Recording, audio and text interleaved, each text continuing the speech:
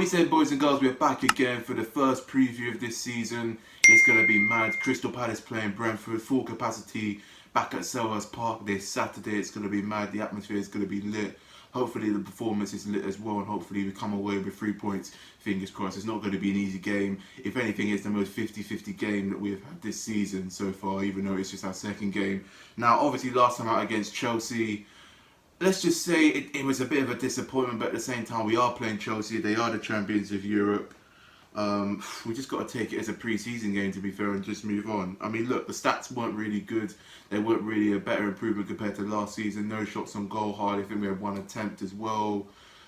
Possession was pretty poor, gave the ball away a lot. I was talking to a few Chelsea fans while they were actually watching the game while I was away, hence why I didn't do any previews and vlogs for it or whatever. But yeah, they were saying we looked dreadful, we looked woeful, we looked slow, sluggish, you know, a bit lackluster as a unit in a way, and it didn't really go down too well. So, you know, looking on, we just need to move on. And this game against Brentford, this is the start to our season. If we don't win this, and if we play poor, you know, I mean, it's not going to be looking good for the future of this season and for the future as a club and that. And we'll kind of know where we're at as well, what level we're on compared to all the teams in the Premier. Now, obviously, what I usually do in these previews, I also just like do my own team lineup, my predictions. I'm not going to do that. I'm going to sort of give it 3 or 4 games, you know, into this season and that, and I'll see where we're at. I'll see the players that we need to bring in, the players that we need to bring out. I'll see what we need to improve. It's a bit early doors, so I'm just going to keep it simple. I'm just going to give certain players a chance, and if certain players aren't playing well, then from my perspective, I would drop them out the lineup and put the new ones in, and yeah, give them a try and see. You know, Vieira needs to really know his first team, and I don't think he knows that yet. Now looking at it, we need to make changes. We need to sort of be more positive and energetic as a unit. You know, we need to improve on our passing, our communication as well. You know, the system wasn't clearly working, and that is a major issue. Now, we all know Patrick Vieira, he likes playing from the back. He did it at Nice, and he's done it at Crystal Palace. We've seen in the pre-season it's kind of worked. We had a good pre-season, but against Chelsea, it didn't really pay off. You know, us playing from the back kind of cost us the game, in my opinion. A few mistakes, a few errors, lack of concentration and that as well. The problem is, you could become a bit cocky as a unit in that, you know what I'm saying? Playing in that manner, playing from the back, you know, I mean, looking at it, at some point you're going to get punished. You are going to get punished, you know, and it's going to cost you the game, and you'll look back at it and just regret playing that system. We're not, you know, we're not Chelsea, we're not Barcelona, we're not Real Madrid, we're not PSG, we're not Manchester City who can afford to play like that and get away with it because they've got the quality of the players. We have not got the quality of the players in that squad. We haven't got the players to do it for 90 minutes because we're not going to get away with it. You know, and if we do, we'll be lucky as hell. We'll just be down to luck. But if we play like that every game this season, we'll get punished. And we're not. It's going to be a real bumpy ride, in my opinion. If we want to compete with Brentford, we've got to play a more of a counter-attacking style. Do you know what I mean? We've got to move the ball quicker. We've got to be intelligent. We've got to sort of just play out of our skin, in my opinion, in order to compete. And we've got to just be on the same level, you know. We've got to turn up. If we don't compete with them, they're going to absolutely play us off the park, and that's what really worries me. We've had a real good transfer window, probably our best transfer window since the beginning of 2017 in January and the big summer. We signed Sacco, Luka Van Aanholt and Milivojevic, our former club captain. Looking at it right now, I don't even know if we've got a captain because it's a bit all over the place, but let's be real right now, yeah. I mean, we've had a good window, probably one of our best windows since then, signing players such as Anderson from Lyon, who was actually on loan at Fulham last season, probably was one of their best players. Conor Gallagher for West Bromwich Albion. Well, he did actually play for West Brom last season, but we got him on loan from Chelsea, I should say. He was probably West Brom's best player last season, did score against us once as well.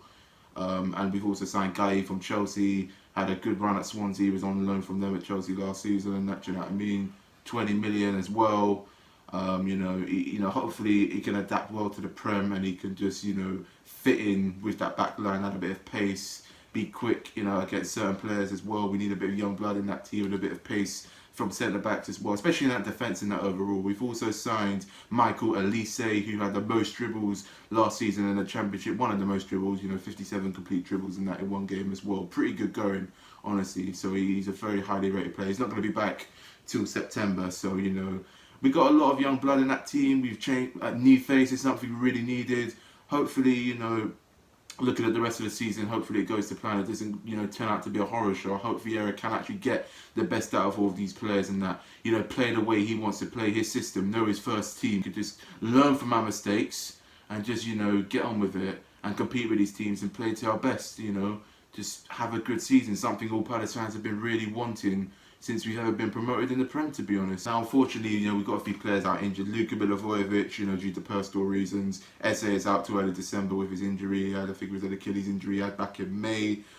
So, he's recovering pretty quicker than they thought, so that's good. He's on a bit of he's progressing very well, so that's really important for us. Nathan Ferguson, he's been injured for like a year and a half since he signed for us, like over a year ago. Achilles injury, I don't know when he's going to play. I've had no news on that. Michael Elise with the back problem as well. He ain't going to be back till September, and I think we're playing Tottenham on the 11th, so he'll probably be back for that game and that. So yeah, few injuries, few players yet to come back. I would love to see Elise and Eze play together this season, which is probably going to be likely for the second half of the season. If them two can play, Elise on the wing and Eze and Cam, we're going to have a real good bit of link-up play going forward, a bit of pace, a bit of young blood, something different, something needed in our team. Looking at Brentford now, a couple of days ago, I didn't know nothing about them, which maybe I should say a week ago. Looking the way they played against Arsenal, they beat them 2-0, dominated the game.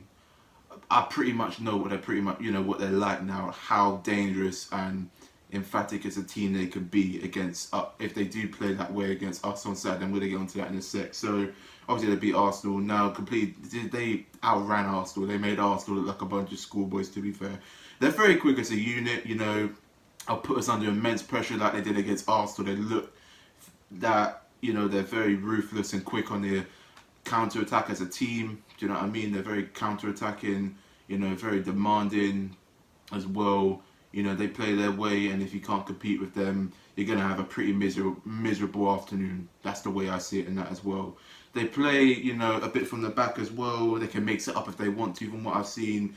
Play very different styles and that. They've got a first team, and they also got their B team as well. So, different teams play differently in that. So that's something that Thomas Frank, their manager, has just, got with them. He's just got them playing different ways, not the same way, because they'll get too predictable and they'll get too boring, and teams are going to figure out how to play them in that.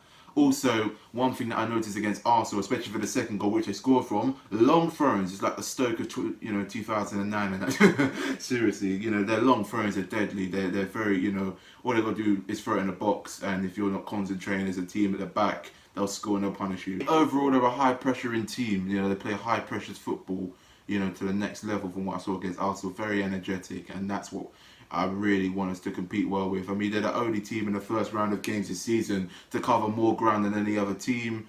They're like Leeds on steroids, basically. That's the way I see it. They're phenomenal. Do you know what I mean? And I'm obviously, as a Palace fan, I've always loved to see Brentford in the Prem, and they look like they're playing at their level. They're fitting in well, beating Arsenal. You know what I mean? Off to a great start. They're not going to be easy. That's why I'm predicting them to finish above us, for God's sake. So, real talk, I'm just kind of dreading Saturday, but at the same time, I think if we can just give our all, we'll get the job done. Now, players to watch. Ivan Toney, man of the match last time out against Arsenal. Last season's top goal scorer, 30 goals. Why wouldn't it surprise me if he bags a couple goals this Saturday? I really hope we can keep him quiet, because on his day, he can be dangerous, especially from his aerial threat. He's a good penalty taker as well. If they got a pen, I think we'll know he's taking them. Christian Norgard, covered the most rounds last time out against Arsenal. I think he covered like 12k. He ran like 12k throughout the whole game. That's pretty mad. Honestly, that is a lot of effort, and it shows he's a very versatile player overall. So we just got to match him. Like our midfield has to match the quality of a player such as Christian Norgard and that, honest to God. Rico Henry, now looking at him, he's like a powerhouse as a left wing back. He had a good game against Arsenal, very quick, very competitive. I think he'll cause players like Zaha a few problems as well.